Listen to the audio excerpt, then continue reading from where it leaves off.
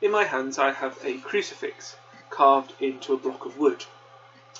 Now there's nothing particularly remarkable about it, but the history of this object I think makes it beautiful. My parents bought this crucifix as a gift from my great-grandmother. This devout old lady spent hours and days praying in her room where the crucifix hung on the wall. It was then passed on to my grandmother, equally devout and prayerful, and then I was given it when I left for university, and this crucifix has been with me ever since.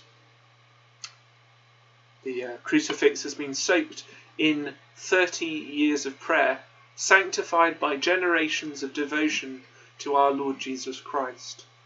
Its rather distinct style might not be to everyone's taste, but I love it. Now, the church is not the building is a phrase that you hear a lot at the moment, especially with us entering into lockdown 2.0.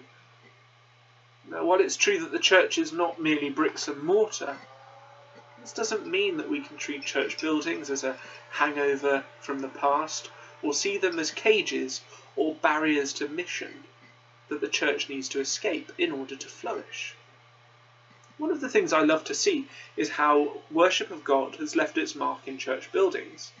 Ceilings blackened by incense, prayer books with foxed pages, doorsteps worn smooth by the faithful coming to church for the Mass, weddings, funerals and baptisms. These buildings end up soaked, steeped in the prayer of the faithful. When God appeared to Moses in the burning bush, the prophet is told he is standing on holy ground.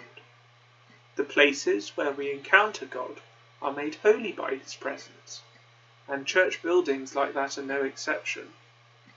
We should think long and hard before we dare to speak lightly of the church buildings where God and his people have encountered one another in worship over many years. As God told Moses at the burning bush, "Take off your sandals, for you walk on holy ground."